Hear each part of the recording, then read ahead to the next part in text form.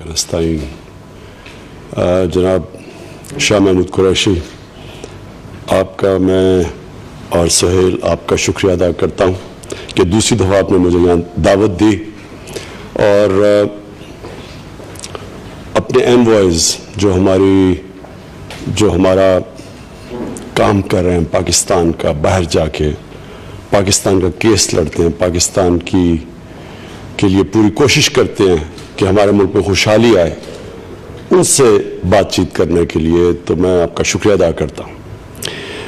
मैं ये भी आपको आज कहना चाहता हूँ कि क्योंकि मैं स्पोर्ट्स के अंदर, राना साहब बैठ जाए आराम से, स्पोर्ट्स के अंदर सारी दुनिया में मैं फिरा हुआ हूँ और मेरा अमूमन इंटरेक्शन हमारे डिप्लोमेट से होता था, एम्बेसडर से होता था, और मुझे हमेशा बड़ा फ़ख्र होता था कि हमारे एम्बेसडर्स की क्वालिटी के ऊपर,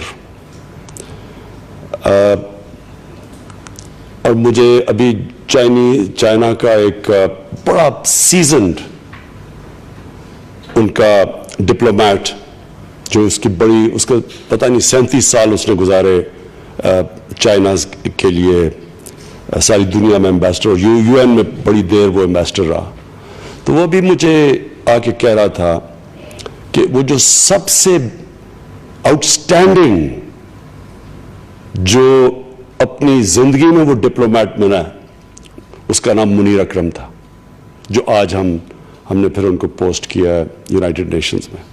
तो हमें बड़ा फख्र होता है इस चीज़ से कि हमारे डिप्लोमेट्स की ये क्वालिटी है, और तारीफ कोई बाहर का करे कि जितने भी वो डिप्लोमेट्स मिला था सबसे वो आउटस्टैंडिंग है।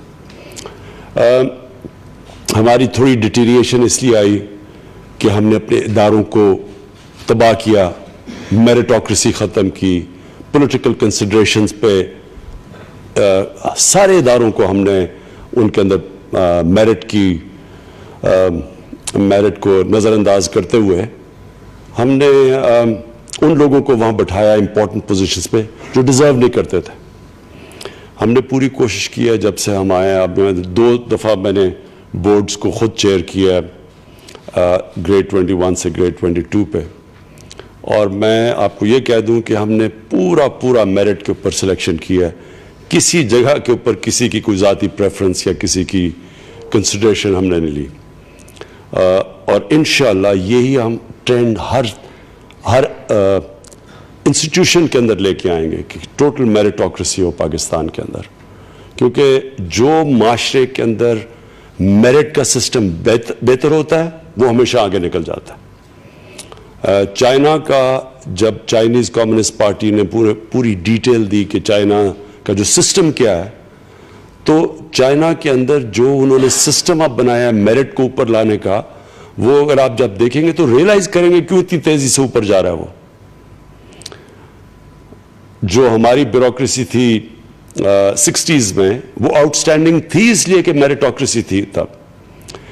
आप दुनिया में देख लें, स्पोर्ट्स के अंदर वो टीमें ऊपर जाती हैं जिधर मेरिट होती है। अगर एक मुल्क में टैलेंट भी ज्यादा हो लेकिन मेरिट ना हो, वो टीम नहीं compete कर सकती उस मुल्क से जिसकी टीमें मेरिट के ऊपर आती हैं। डेमोक्रेसी को सिर्फ हमने इतना बड़ा बनाया हुआ है कि डेमोक्रेसी से बेहतर सिस्टम कोई नहीं। डेमोक्रेसी की क्वालिटी ये है कि उसमें मेरिटोक्रेसी होती है, और जितनी अच्छी डेमोक्रेसी उतनी बेहतर मेरिटोक्रेसी। बादशाह क्यों पीछे रह गई? एक पे खून के ऊपर या लिनेज के ऊपर लोग ऊपर आते थे, और डेमोक्रेसी के अंदर मेरिट के ऊपर लोग आते थे। शाह वलीउल्लाह और अल्लामा इकबाल दोनों कहते हैं कि मुसलमान क्यों पीछे रह गए, मगरिब आगे निकल गई, यहां बादशाहत आ गई। डेमोक्रेटिक कल्चर जो मदीना की रियासत में था, वो डेमोक्रेटिक और मेरिटोक्रेसी पीछे रह गई जो शुरू में मुसलमानों में थी, और यहां मगरिब के अंदर जैसे जैसे डेमोक्रेसी आई, उनकी मेरिट के ऊपर बेहतर लोग ऊपर आने, लीडरशिप की क्वालिटी बेहतर हो गई। और बादशाह एसेंशली बादशाह डिके करती है, क्योंकि एक बादशाह अपने सलाहियत से ऊपर आ भी जाए, लेकिन उसकी जरूरी नहीं कि उसका बेटा भी वही सलाहियत रखेगा, इसलिए वो डिक्लाइन करती है। औरंगजेब के बाद मुगल एम्पायर इसलिए नहीं तबाह हुआ जो लोग कहते हैं जी कि मराठे खड़े हो गए या फलाना या सिख आ गए, इसलिए ऊपर आया, इसलिए वो डीजनरेट किया कि किसी में भी सलाहियत नहीं थी औरंगजेब को रिप्लेस करने के लिए, और वहां कोई सिस्टम मेरिटोक्रेसी का नहीं था। तो हमने अपने इदारों को, और ख़ास तौर पे फॉरेन ऑफिस, क्योंकि इसमें क्वालिटी के लोगों का ऊपर आना बहुत ज़रूरी है। ज़रूरी क्यों है? शाह जी ने भी बात की और रज़ाक दाऊद ने भी बात की कि हमारा सबसे बड़ा मसला क्या है? Current account deficit. डॉलर जितने मुल्क में आ रहे हैं वो कम है जितने मुल्क से बाहर डॉलर जा रहे हैं। Current account deficit, record current account deficit था। जब आपका करंट अकाउंट डेफिसिट हो, बाकी आप जो मर्जी कर लें, कहें जी ग्रोथ रेट हमने बड़ी बढ़ा दी है, आपका मुल्क खतरे में है। खतरे में क्यों है? क्योंकि किसी टाइम पे भी आपकी करेंसी नीचे गिरना शुरू कर देगी, और क्योंकि आपके पास डॉलर ही नहीं होंगे, आपके जब खसारा इतना बड़ा होगा, डिमांड सप्लाई का प्रिंसिपल है, तो जैसे ही आपके पास आपका खसारा बढ़ता जाएगा, आपकी करेंसी गिरती जाएगी। करेंसी गिरेगी, सारी चीजें महंगी हो जाएगी मुल्क के अंदर, और वो मुल्क गरीब हो जाता है। करंट अकाउंट डेफिसिट जिस तरह बढ़ता जाता है, आपका मुल्क गरीब होता जाता है, आपकी दौलत कम होती जाती है, वेल्थ क्रिएशन कम हो जाती है। इन्वेस्टर नहीं आता बाहर से। इन्वेस्टर क्यों नहीं आता? क्योंकि वो उसके लिए ज्यादा आसान है कि वो अपने पैसे डॉलर्स में रखे, क्योंकि डॉलर ऊपर जा रहा है, तो उसको जरूरत नहीं है कि इन्वेस्ट करने के लिए। इसलिए ये सबसे क्रिटिकल चीज करंट अकाउंट डेफिसिट। उसके लिए 3 चीजें सबसे इंपॉर्टेंट है: एक्सपोर्ट्स, रेमिटेंसेस, जो कि इस वक्त हमारी तकरीबन एक्सपोर्ट्स जितनी रेमिटेंसेस हैं, और जो हमारा बाहर पाकिस्तानी है उनके लिए भी उनको सर्विस करना, कॉन्स्टेंटली उनसे इन टच रहना कि कैसे हम उनको इंस्पायर कर सकते हैं कि अपने पैसे लीगल चैनल से भेजें।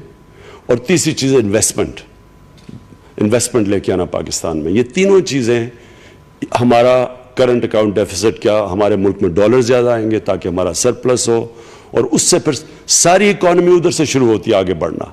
इन्वेस्टमेंट भी वहाँ से आती है, आपके अंदर कॉन्फिडेंस भी बढ़ता है, लोगों के अंदर भी। और हमारा जो, जिस तरह मैंने कहा कि हमारा जो सबसे बड़ा असासा है, इसलिए फॉरेन ऑफिस, हमारे एम्बेसडर्स की, एनवॉयज की बड़ी अहमियत है, क्योंकि जो सबसे बड़ा असासा है वो बैरून मुल्क पाकिस्तानी है। ये कभी इसमें किसी को शक ना हो। कोई एस्टिमेट करते हैं 30%, कोई समझता है 50%, जो पाकिस्तान के जीडीपी के बराबर, सिर्फ वो ओवरसीज पाकिस्तानी, उनका जीडीपी ये 80-90 लाख का उतना है। तो ये हमारी बहुत बड़ी रिसोर्स है, और इस रिसोर्स के लिए हमें क्वालिटी चाहिए अपने फॉरेन ऑफिस में जो इसको टैप करे। जो अभी आपने बात की, मैं सुन रहा था कि हमारा जो प्रेस ऑफिसेज हैं वो सही तरह फंक्शन नहीं है। मैं मेरी बड़ी स्ट्रॉन्ग इस पर रिकमेंडेशन है कि जो फॉरेन जो हमारी प्रेस होती है वो एफिलिएटेड हो फॉरेन ऑफिस के साथ, external press rather than information ministry के साथ, क्योंकि फॉरेन ऑफिस के साथ उसकी नेचुरल लिंकेज है। जब वो इंफॉर्मेशन मिनिस्ट्री में आ जाती है, इंफॉर्मेशन मिनिस्ट्री तो मुल्क में डे टू डे अफेयर्स को डील करती है। जो वहाँ बाहर का न्यूज़ है, बाहर का जो आप, और बड़ी अच्छी सजेशंस, आपकी इतनी लंबी प्रेजेंटेशन थी उसमें बड़ी अच्छी सजेशंस थी, लेकिन उसमें एक ये थी कि कम्युनिकेशन, पता तो चले लोगों को यहाँ कि अफ्रीका क्या है। यहाँ ज़्यादातर लोगों को यही नहीं आइडिया, कि इसलिए तो जो जाता है वो 3-4 कैपिटल्स में चला जाता है। वो प्रेस ऑफिसर्स भी, मुझे पक्का यकीन होगा, जो फॉरेन जो हमारी प्रेस अटैचीज होते हैं वो भी सारे जाते हैं वो यूरोपियन कैपिटल्स में, या वहाँ के बच्चे उनके पढ़ जाएं वगैरह। उनको कोई कंसर्न नहीं होता कि उनका एक्चुअली बहुत ही इंपॉर्टेंट फंक्शन है हमारे फॉरेन ये जो मीडिया सेंटर्स होते हैं। मैं अब जो खैर थी, अपने इतनी लंबी प्रेजेंटेशंस दी, मुझे तो ये भी नहीं पता कि मैं किस चीज़ को टच करूं, लेकिन सिर्फ मैं ये कहूँगा कि अफ्रीका को जो हमने निगलेक्ट किया है, ये भी एक हमारा माइंडसेट रिफ्लेक्ट करता है। जब एक इनोवेशन ख़त्म हो जाती है, क्रिएटिविटी ख़त्म हो जाती है, जब एक कौम बिल्कुल बड़ा सोचना ख़त्म कर देती है। इंसान बड़ा तब बनता है जब उसकी सोच बड़ी होती है। मुल्क तब बड़ा होता है جب ملک میں ایک سیلف کانفیڈنس آ جاتا ہے کہ ہم کچھ ہیں, جو ہمارے 60s میں تھا. آپ میں سے تو لوگ پیدا بھی نہیں ہوں گے تب, لیکن مجھے 60s یاد ہے کہ ایک بڑا سیلف کانفیڈنس تھا پاکستانیوں میں. لوگ اپنے اندر بلیو کرتے تھے. آپ ہماری بیوروکریسی جو تھی 60s کی, آپ یقین کریں کہ دنیا میں کسی بیوروکریسی کا مقابلہ کر سکتی تھی. جو ہم 60s کا پروگریس تھا, جو ڈیکیڈ آف, جو بڑے تیزی سے پاکستان نے پروگریس کیا, جب سارے ایشیا سے سب سے آگے نکل چکا تھا, اس کی بیک بون تھی ہماری بیوروکریسی جو امپلیمنٹ کرتی تھی پروگرامز, اور کوالٹی کی تھی. بینکرز ہمارے کوالٹی کے تھے. ہمارے جو شروع میں ادارے تھے باہر جا کے کام کرتے تھے. جو گورنمنٹ کے ادارے تھے ان میں کیپبلٹی تھی, ان میں کوالٹی ایسی تھی, ان کو باہر جا کے کانٹریکٹس ملتے تھے.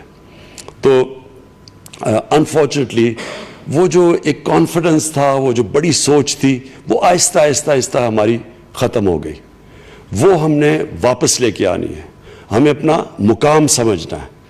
یہ پاکستان ایک, جب میں نیلسن منڈیلا کو ملا تو اس نے مجھے بڑا پاکستان کی تعریف کی, اور اس نے مجھے کہا کہ ہم آئیڈلائز کرتے تھے قائد اعظم کو.